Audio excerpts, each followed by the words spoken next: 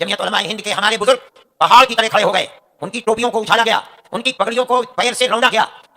48 لاکھ عورتیں، جن کے اندر 28 لاکھ مسلمان عورتیں تھیں اور 25 لاکھ ہندو عورتیں تھیں، ہم نے ان کے مقدمے کو سپریم کورٹ میں لایا، اس لیے کہ جمعیت علماء کے سامنے ہندو مسلم کوئی چیز نہیں ہے، ان کے اوپر تلوار لٹکائی تھی۔ ہم گئے سپریم کورٹ میں، ہم نے سپریم کورٹ کے بڑے سے بڑے وکیل کو، ہمیں ایک ایک تاریخ پر ایک ایک وکیل کو 15-15 لاکھ روپیہ دینا پڑتا تھا۔ اگر ہم نے ہزاروں مسلمانوں کو جیلوں سے نکالا ہے تو ہم نے 1400 کے قریب ہندو خاندانوں کو بھی جیلوں سے نکالا ہے۔ اس مجلس کے روح رواں قائد ملت حضرت مولانا سید ارشد مدنی صدر جمعیت علماء ہند کو دعوت دے رہا ہوں کہ آپ اپنے خطاب سے ہم سب کو محظوظ فرمائیں۔ مولانا ارشد مدنی صدر جمعیت علماء ہند، ہندوستان ہندوستان زندہ آباد۔ بسم اللہ الرحمن الرحیم۔ الحمد للہ نحمده ونستعینه ونستغفره ونؤمن به ونتوکل علیہ ونعوذ باللہ من شرور انفسنا ومن سیئات اعمالنا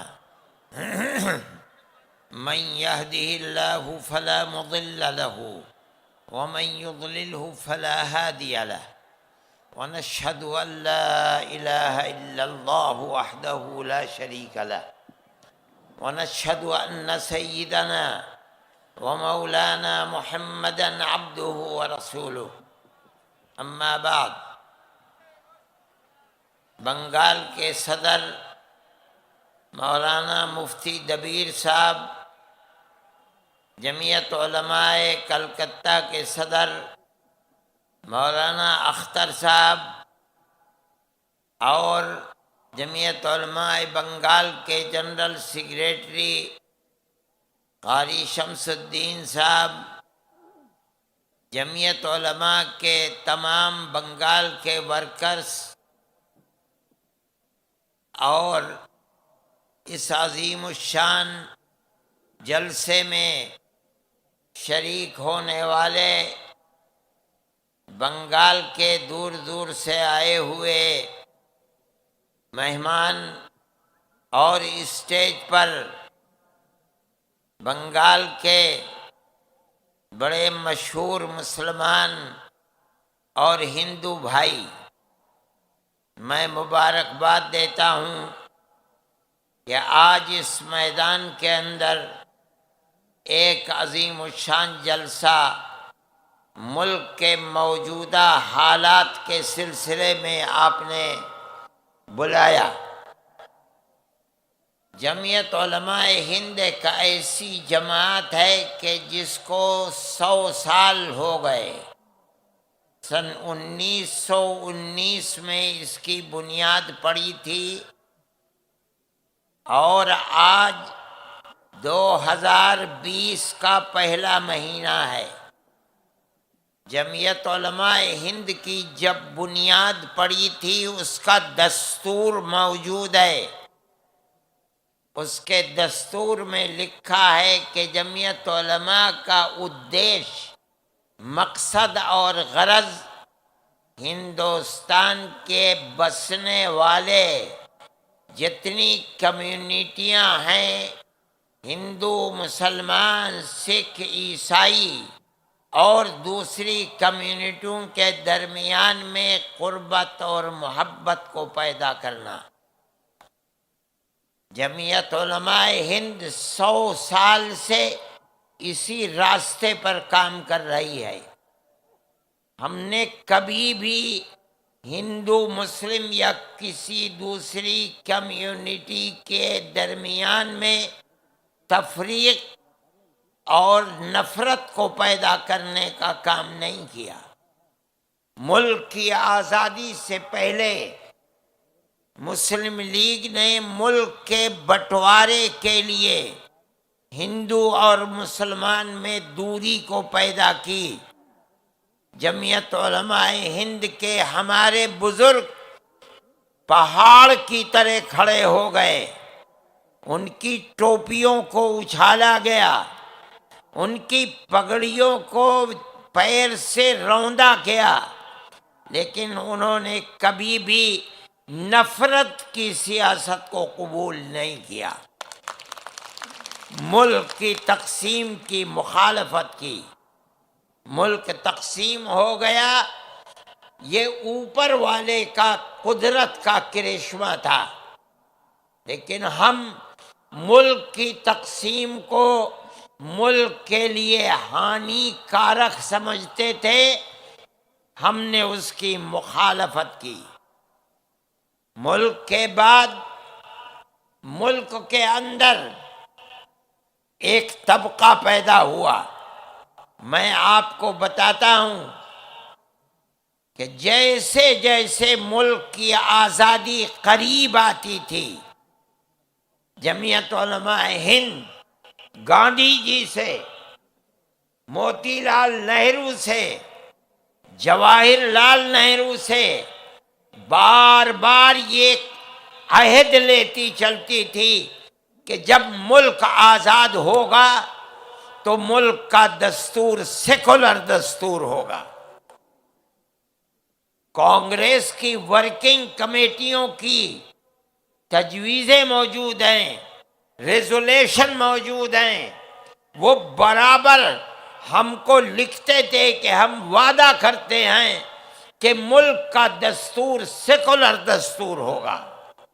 کنتو جب ملک آزاد ہوا اور تقسیم ہو گیا تو ملک سے ایک طاقت اٹھی جس نے یہ کہا کہ مسلمانوں نے اپنا حق پاکستان لے لیا، اب ہمارے ملک کا دستور سیکولر دستور نہیں بلکہ ملک ہندو راشٹر ہوگا. جمعیت علماء ہند وہ تنہا جماعت تھی جو گاندھی جی کو، جواہر لال نہرو کو پکڑ کر بیٹھ گئی. ہم نے کہا ہم سے جو وعدہ کیا تھا، آپ کے ریزولیشن ہمارے پاس موجود ہیں، آپ نے ہم سے وعدہ کیا تھا کہ ملک کا دستور آزادی کے بعد سیکولر دستور ہوگا. اس وعدے کو پورا کرو. اگر ملک کی تقسیم پر دستخط کیے ہیں تم نے کیے ہیں، مجرم تم ہو. ہم نے ملک کی تقسیم کو قبول نہیں کیا. شریف لوگ تھے جو وعدے کیے تھے اس کے سامنے جھکے اور ملک کا دستور سیکولر دستور بنا. لیکن ہمیں اس کا افسوس ہے کہ ملک کے اندر ایک طاقت بڑھتی رہی جو اس ملک کے سیکولر دستور کو آگ لگا کر ملک کے اندر ہندو راشٹر بنا کر ایک ایسا دستور لانا چاہتی تھی جس سے ملک کا تانا بانا بکھر جائے، اقلیت اور اکثریت الگ ہو جائے. افسوس کی بات ہے کہ اس ملک کی طاقت کو آہستہ آہستہ آہستہ آہستہ طاقت ملتی رہی، شکتی ملتی رہی، یہاں تک کہ بی جے پی کی حکومت آ گئی. سب سے پہلی چیز آسام ہے جس کے اندر این آر سی کو لاگو کیا گیا. ہم نے اس کی مخالفت کی.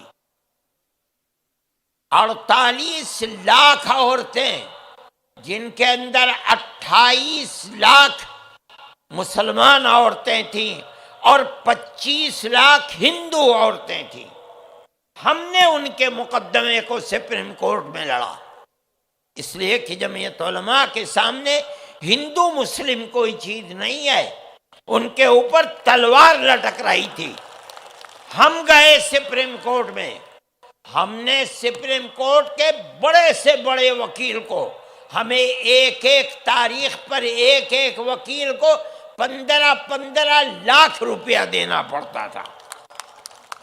ہم نے مقدمہ لڑا. ہمیں یہ خطرہ تھا کہ اگر ہم مقدمے میں ناکام ہو گئے تو ان 48 لاکھ عورتوں کا اور ان کے بچوں کا جو کروڑوں ہو جائیں گے ان کا ملک کے اندر بنے گا کیا. لیکن ہم اللہ کا شکر ادا کرتے ہیں کہ سپریم کورٹ کا فیصلہ 100% نہیں 101% ہمارے حق میں آیا. ان لوگوں کو نیشنلٹی ملی. ہمارے نزدیک ہندو مسلم کوئی چیز نہیں ہے. وہ لوگ ہندو اور مسلمان جو ڈی ووٹر لسٹ کے اندر جیلوں میں زندگی گزار رہے تھے، ہم نے ان کے سینکڑوں مقدمے لڑے ہیں. اگر ہم نے ہزاروں مسلمانوں کو جیلوں سے نکالا ہے تو ہم نے 1400 کے قریب ہندو خاندانوں کو بھی جیلوں سے نکالا ہے. دیکھیے آسام کے اندر ہم آج بھی ان کے کیس کو لڑ رہے ہیں. ابھی 5 دن پہلے ہم نے سپریم کورٹ سے جو فیصلہ لیا ہے، ہمیں امید ہے کہ چند آنے والے دنوں کے اندر فیصلہ اللہ چاہے گا تو ہمارے حق میں آئے گا. وہ ہندوؤں کے لیے بھی ہوگا، مسلمانوں کے لیے بھی ہوگا. لیکن NRC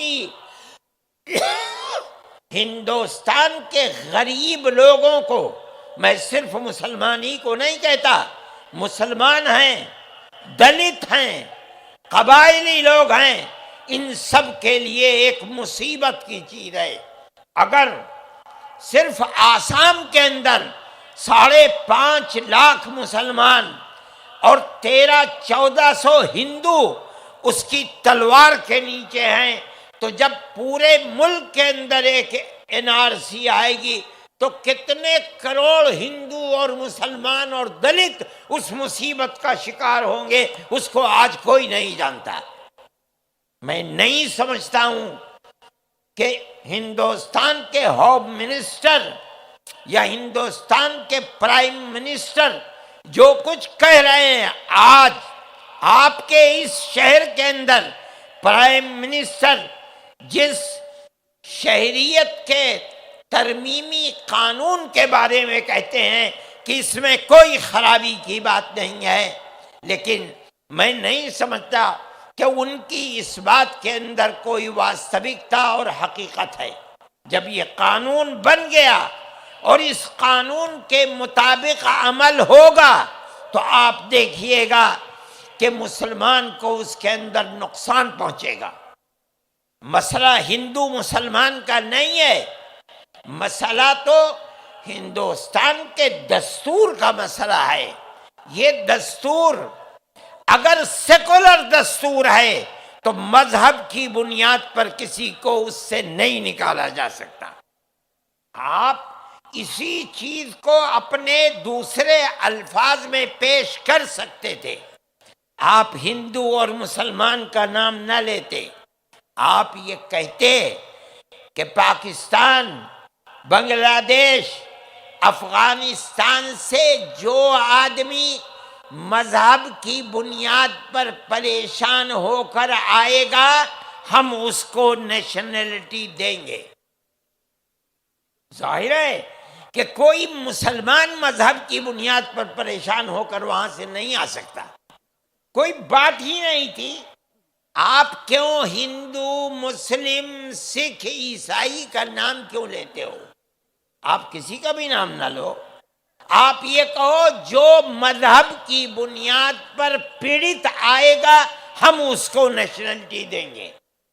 اس میں مسلمان نہیں آ سکتا تھا، لیکن آپ کو اپنی اس کمیونٹی کو جو فرقہ پرستی کی ذہنیت رکھتی ہے، آپ کو یہ سجھاؤ دینا تھا، وچار دینا تھا کہ اگر مسلمان کو کوئی نقصان پہنچا سکتا ہے تو ہم پہنچا سکتے ہیں. اس لیے آپ نے سب کا نام لیا، مسلمان کا نام نہیں لیا. ہم یہ سمجھتے ہیں کہ ہندوستان کے دستور میں مذہب کی بنیاد پر کسی کو الگ نہیں کیا جا سکتا. آپ نے کیوں مذہب کی بنیاد پر الگ کیا؟ آج سارے ہندوستان میں جو احتجاج ہو رہا ہے وہ اسی بنیاد پر ہو رہا ہے کہ ہندوستان کے سیکولر دستور کو بدل کر آپ ملک کو ہندو راشٹر بنانا چاہتے ہیں. ہندوستان کے ہندو، ہندوستان کے مسلمان یہ سمجھتے ہیں کہ اگر سیکولرزم ہندوستان سے ختم ہوگا تو ہندوستان ختم ہو جائے گا۔ یہ غلط سمجھا جا رہا ہے، سمجھایا جا رہا ہے کہ اس سے کوئی نقصان نہیں ہے، اس سے نقصان ہے۔ آپ دوسرا قانون لے آئے، این پی آر، صحیح ہے، این پی آر پہلے سے موجود ہے، لیکن آپ اس این پی آر کے اندر جو نئی دفعات لے کر آئے ہیں، آپ ان نئی دفعات کو نکال دیجئے، ہندوستان کے اندر کوئی احتجاج نہیں ہوگا۔ سن 11 اور 10 کے اندر جس طریقے سے آپ نے این پی آر کو لاگو کیا تھا، یہ 8-10 چیزیں نکال کر آپ اسی طریقے پر کر لیجئے، اس کے اندر کوئی حرج نہیں ہے۔ لیکن آپ ماں باپ کا نام، ان کی پیدائش کی جگہ، ان کی تاریخ پیدائش کو لا کر ایک بہت بڑے ہندوستان کے طبقے کو این سی آر کے اندر ہانی پہنچانا چاہتے ہیں۔ اور وہ کون لوگ ہوں گے؟ ان کے اندر مسلمان ہوں گے، دلت ہوں گے، قبائلی ہوں گے، ہندو ہوں گے، مسلمان ہوں گے، سب مصیبت کا شکار بنیں گے۔ میں چاہتا تھا کہ مجھے وقت ملتا تو میں آپ کو بتاتا کہ کس طرف حکومت چل رہی ہے۔ میں یہ سمجھتا ہوں کہ یہ بڑی اچھی ایک چیز ہوئی ہے۔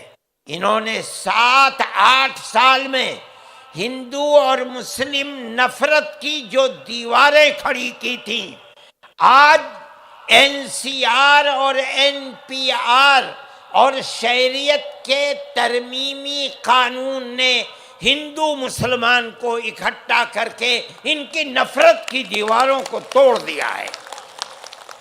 سارے ملک کے اندر ہر جگہ مسلمان جوان، ہندو جوان، ہندو لڑکیاں، مسلمان لڑکیاں ہیں جو میدان کے اندر کھڑی ہوئی ہیں کہ ملک کے سیکولر دستور کو ہم ختم نہیں ہونے دیں گے۔ میں اس بنیاد پر آپ کی بنگال کی چیف منسٹر کی یہ بات کہ نو این سی آر، نو این پی آر، میں اس کو بڑی قدر کی نظر سے دیکھتا ہوں۔ میں ان کو مبارکباد دیتا ہوں، کیرلا کے چیف منسٹر کو مبارکباد دیتا ہوں، جن لوگوں نے کھڑے ہو کر یہ کہا ہے کہ ہم اس کے مخالف ہیں۔ میں یہ سمجھتا ہوں کہ اگر اس طرح ہندوستان کی جنتا، مسلمان، ہندو، سکھ، عیسائی مل کر اس کا وروध کریں گے تو ایک نہ ایک دن آئے گا جب گورنمنٹ کو پیچھے ہٹنا پڑے گا، اور یہ چیز ہندوستان کی طاقت کا سبب بنے گی اور ہندوستان کی ترقی کے لیے راہیں کھولیں گی۔